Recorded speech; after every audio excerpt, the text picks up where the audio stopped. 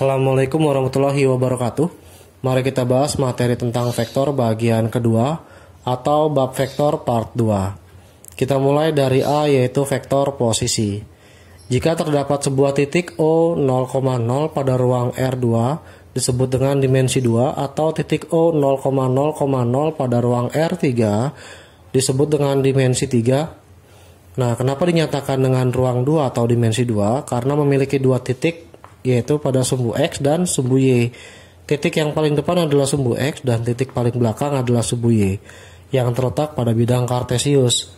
Begitu pula dengan pada ruang R3 atau dimensi 3, terdapat tiga titik, yaitu sumbu X, sumbu Y, dan sumbu Z. Sumbu Z paling belakang, inilah vektor baris atau penulisan vektor baris pada ruang 2 dan ruang 3 sesuai dengan materi pada video definisi vektor. Maka vektor posisi OA dinyatakan dengan vektor A kecil dan vektor posisi OB dinyatakan dengan vektor B kecil. Maka berlaku vektor AB besar dinyatakan dengan vektor B kecil dikurangi oleh vektor A kecil. Sebagai bukti kita ambil pada ruang 2. Jika terdapat titik pusat O 0,0 dan terdapat titik sembarang A, maka dari O ke A dinyatakan oleh vektor A kecil. Dan ada titik sembarang B, maka dari O ke B dinyatakan dengan vektor B kecil. Ketika ditanya dari A ke B, maka kita tarik garis. Kemudian beri panah dari A ke B. Jangan B ke A sesuai dengan yang ditanya. Nah, ketika diurai, pembuktiannya adalah OA ditambah dengan AB sama dengan OB. Kenapa begini? Kita anggap seseorang pindah dari titik O ke A, kemudian belok dari A ke B, maka orang tersebut hanya berpindah dari O ke B saja. Nah, otomatis OA tambah AB sama dengan OB. OA-nya sendiri adalah A kecil, ditambah AB yang ditanya, dan vektor OB adalah B kecil. Maka vektor AB, vektor A kecil kita pindah ruas ke kanan menjadi vektor B dikurang vektor A. Inilah pembuktian dari vektor posisi AB, di mana vektor posisi OA sama dengan A kecil dikurang O kecil. Karena O kecilnya adalah vektor 0,0, maka dia menjadi vektor A kecil saja. Begitu pula dengan vektor OB sama dengan vektor B kecil dikurang vektor O kecil atau B kecil saja. Karena vektor O sendiri 0,0 yang bernilai 0. Bagian kedua, yaitu B vektor satuan. Jika terdapat vektor A baik di ruang R2 ataupun dimensi 2 maupun R3 atau dimensi 3 yang memiliki panjang vektor atau besar vektor, yaitu nilai mutlak dari vektor A. Ingat ya, nama lain dari panjang vektor adalah besar vektor. Maka vektor satuan A dinyatakan dengan seperti yang dikotaki pada sisi sebelah kiri, yaitu vektor satuan sama dengan vektor dari A dibagi dengan panjang vektor dari A. Nah, sebagai contoh, jika terdapat vektor P sebesar 3i min 4j min 12k, maka vektor satuan P adalah seperti apa? Nah, vektor P-nya sudah ada, yaitu 3i dikurang 4j dikurang 12k. Maka kita cari panjang vektor P dulu, yaitu akar dari masing-masing nilai 3, min 4, dan min 12. Itu 3 kuadrat ditambah min 4 kuadrat ditambah minus 12 pangkat 2. Nah, ketika dapat, maka vektor P panjangnya adalah akar dari 3 kuadrat 9 ditambah 16 ditambah 144. Ketika dijumlah menghasilkan nilai akar dari 169. Akar 169 adalah 13. Ketika mendapatkan panjang vektor P sebesar 13, maka vektor satuan dari P tinggal vektor P dibagi panjang vektor P, yaitu 3i dikurang 4j dikurang 12k dibagi dengan panjang vektor P-nya adalah 13. Sehingga bisa dihitung nanti. Ketika dibagi 3 dengan 13, maka vektor satuannya menjadi 3/13i dikurang 4/13j lalu min 12/13 vektor K. Inilah jawaban dari contoh soal. Bagian ketiga atau C, resultan vektor. Resultan vektor merupakan besar atau nilai yang terdapat pada dua vektor atau lebih saat membentuk sudut tertentu. Resultan vektor sendiri dapat ditentukan melalui dua cara, yaitu sebagai berikut. 1. Secara analitik. Nah, maksud secara analitik di sini adalah melalui perhitungan, sehingga resultan vektor memiliki nilai atau besar melalui perhitungan atau secara analitik. Untuk secara analitik terbagi menjadi dua jenis. Yang pertama adalah A, yaitu resultan dua vektor dengan sudut θ. Jika terdapat dua vektor saling membentuk sudut θ dengan gambar sebagai berikut, yaitu ada vektor A kecil dan vektor B kecil membentuk sudut θ. Nah, dalam hal ini θ-nya adalah sudut lancip. Nanti kalau sudut tumpul, maka gunakan sifat kuadran pada konsep dasar vektor atau menggunakan konsep trigonometri. Nah, resultan vektor sendiri terbagi menjadi dua jenis berdasarkan analitik, yaitu sebagai berikut. Yang pertama resultan jumlah, akar dari A kuadrat tambah B kuadrat ditambah 2AB dikali dengan cos θ. Sedangkan resultan selisih, akar dari A kuadrat ditambah B kuadrat dikurang 2AB dikali cos θ. Nilai cos di sini bisa ditentukan melalui konsep dasar vektor dengan menggunakan sifat trigonometri pada diagram sudut. Contoh 1. Dua buah vektor A dan B masing-masing memiliki panjang 2 akar 3 satuan dan 3 satuan membentuk sudut 30 derajat. Besar resultan jumlah vektor dan resultan selisih vektor yang dihasilkan adalah berapa? Nah, dalam hal ini vektor A-nya sudah ada sebesar panjangnya 2 akar 3 dan vektor B-nya sudah ada sebesar 3 satuan, di mana sudut yang terbentuk adalah 30 derajat. Nah, kalau sudah, yang namanya resultan jumlah tinggal dimasukkan ke sifat atau rumusnya, yaitu sama dengan akar dari A pangkat 2 ditambah B pangkat 2 ditambah 2AB dikali oleh cos θ. Nah, sehingga menghasilkan nilai akar dari A-nya 2 akar 3 pangkat 2 ditambah B-nya adalah 3 pangkat 2 dikali A-nya 2 akar 3, B-nya adalah 3 dikali dengan sudut cos dari 30 derajat.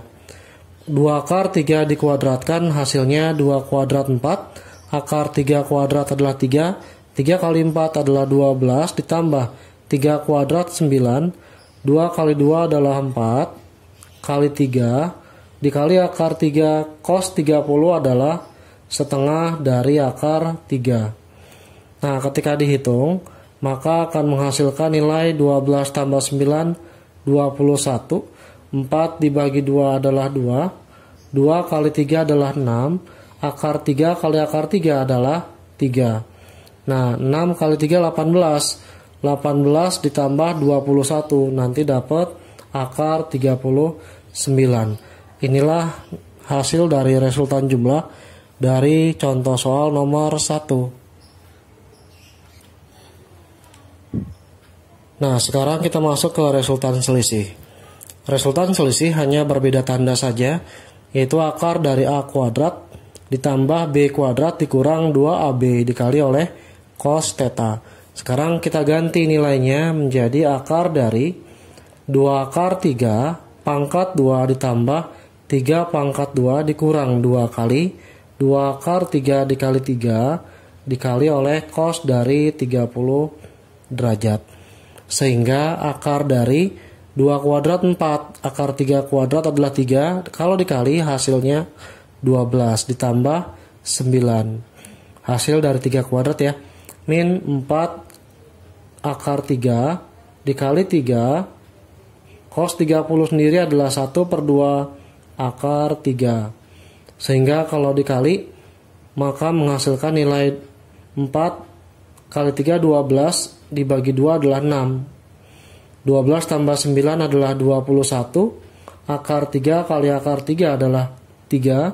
3 kali 6 adalah 18. Sehingga 21 dikurang 18 mendapatkan nilai akar 3. Inilah contoh soal nomor 1 pada resultan vektor. Contoh 2, dua buah vektor A dan B masing-masing 6 satuan dan 10 satuan. Menghasilkan resultan A tambah B sama dengan 4 akar 13 satuan. Maka nilai cos θ-nya adalah berapa? Nah, dalam hal ini, ketika ketemu lambang harga mutlak A tambah B, artinya resultan jumlah.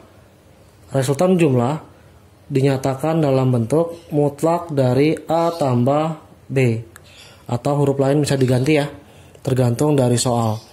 Nah, resultan jumlah, karena lambangnya A tambah B, maka sama dengan akar dari A pangkat 2 ditambah B pangkat 2 ditambah 2AB dikali oleh cos θ.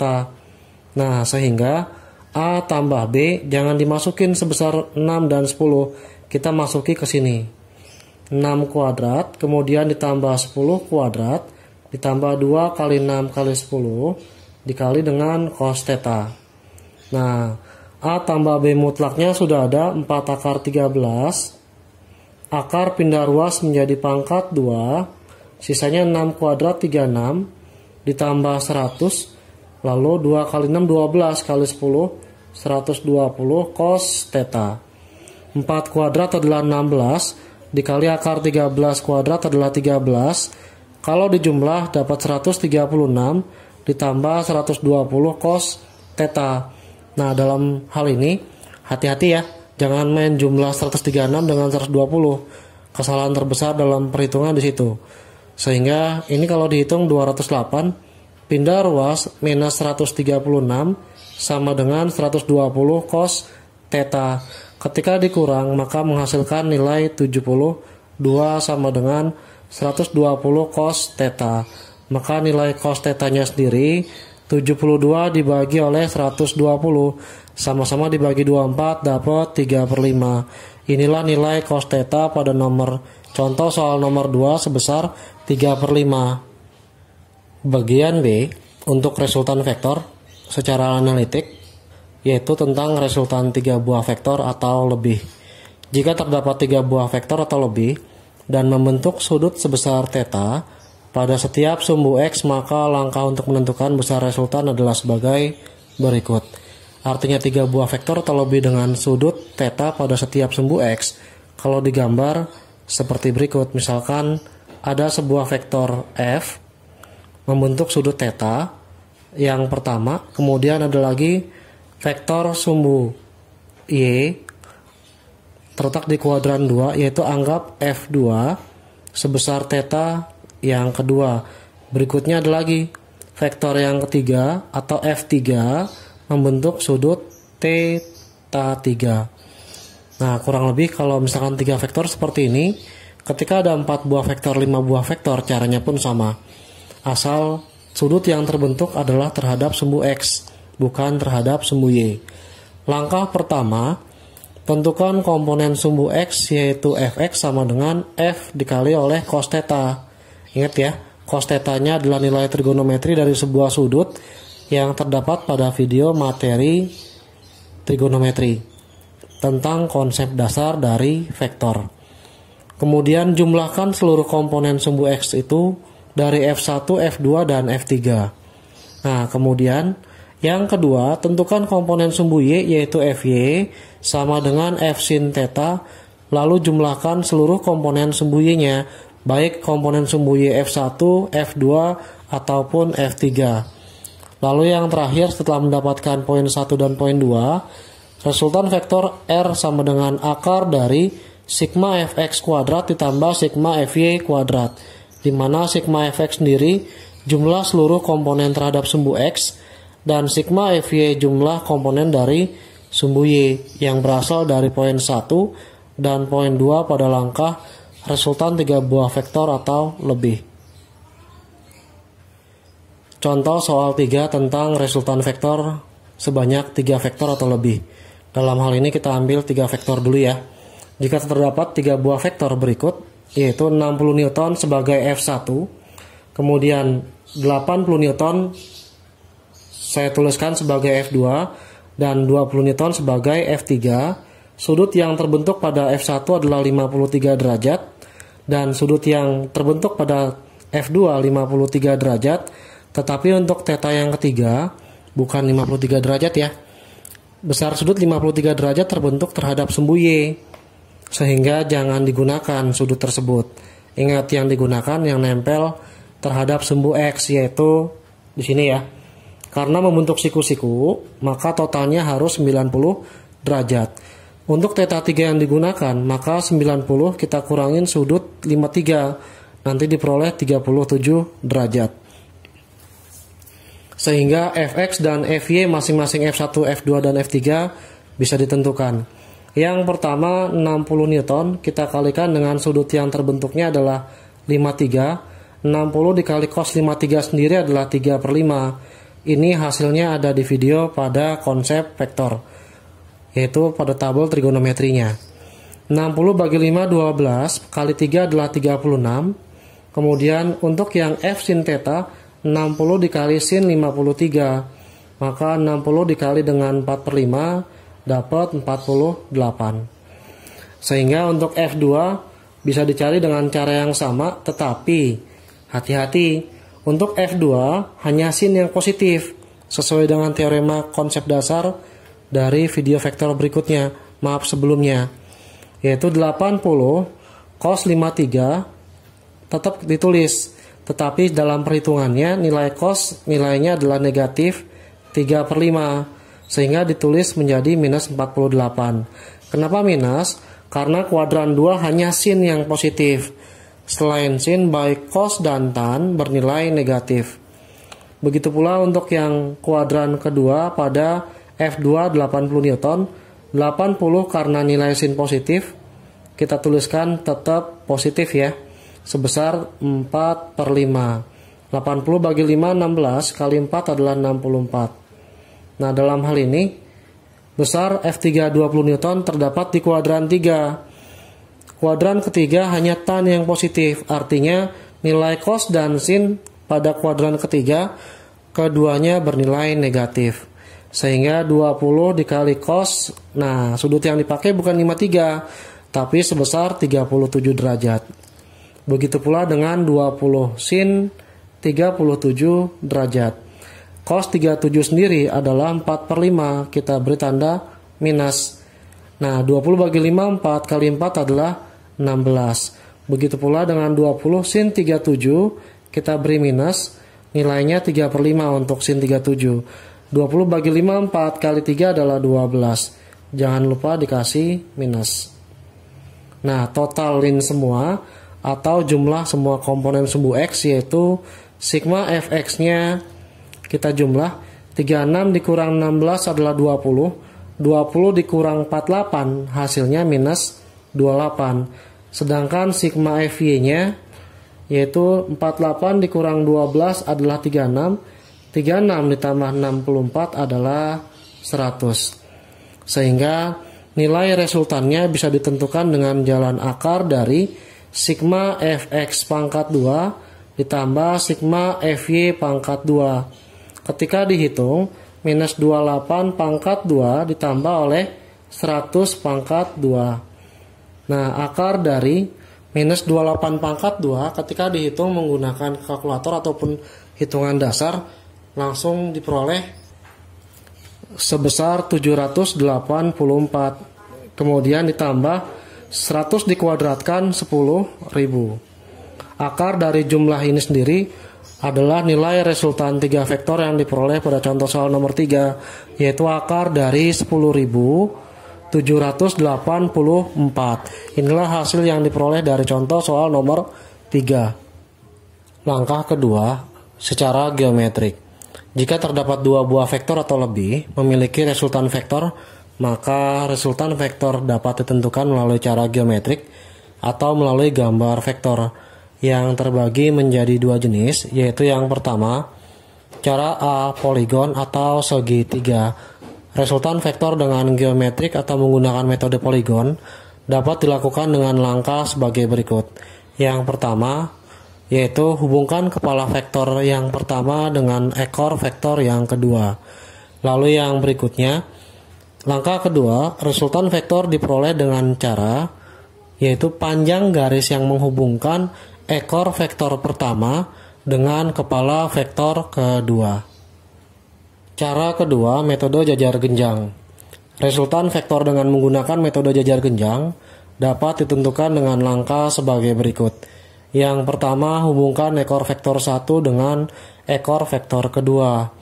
Lalu tarik garis jajar terhadap vektor 1 dari vektor 2 dan sebaliknya. Arti dari sebaliknya di sini, tarik garis jajar terhadap vektor 2 dari garis vektor 1 hingga bertemu di satu titik potong antara dua garis sejajar yang ditarik terhadap kedua buah vektor. Lalu ketiga, resultan vektor diperoleh dari panjang garis yang menghubungkan titik potong kedua ekor pada vektor dengan titik potong garis sejajar. Hati-hati ya. Di sini titik potong kedua ekor dengan titik potong garis sejajar antara dua garis vektor. Contohnya adalah sebagai berikut, yaitu tentukan resultan vektor A tambah B dari vektor A dan B berikut. Ketika dijumlahkan A tambah B ada menggunakan dua cara. Yang pertama adalah poligon. Poligon di sini adalah kerjakan A dulu, kita gambar sebuah vektor A dengan ekor vektor A di sini, kepalanya di sini. Menggunakan cara poligon adalah kepala vektor pertama bertemu dengan ekor vektor kedua. Kepala vektor pertama bertemu dengan ekor vektor kedua.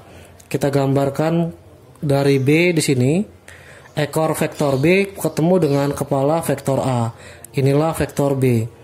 Nah, langkah untuk mencari resultannya, hubungkan antara ekor vektor pertama dengan kepala vektor kedua. Nah, ketika ditarik garis, maka diperoleh resultan A ditambah B melalui cara poligon. Kemudian yang kedua, dengan menggunakan jajaran genjang, kita gunakan sifat yang telah diberikan, yaitu hubungkan ekor vektor 1 dengan ekor vektor 2. Vektor A-nya kita gambar terlebih dahulu. Kemudian vektor B-nya kita gambar dengan menghubungkan vektor B ekor dengan ekor. Sehingga vektor B-nya ada di sini, yaitu ekor vektor A bertemu dengan vektor B. Sama-sama bertemu di satu titik potong. Kemudian langkah kedua, tarik garis jajar dari vektor 1 dan vektor 2. Vektor satunya adalah A, tarik garis jajar terhadap B, sepanjang-panjangnya bebas. Lalu tarik garis jajar dari vektor B yang sejajar dengan A. Ketemu di satu titik, maka kita beri titiknya. Langkah berikutnya, yaitu langkah ketiga, resultan vektor diperoleh dari panjang garis yang menghubungkan titik potong kedua ekor. Titik potong kedua ekor di sini, dan titik potong garis jajar. Nah, letaknya di sini. Kalau ditarik garis, maka diperoleh nilai vektor A ditambah vektor B. Sehingga bentuknya akan sama, yaitu vektor A tambah vektor B memiliki panjang yang sama jika menggunakan skala yang sama untuk panjang vektor A dan panjang vektor B.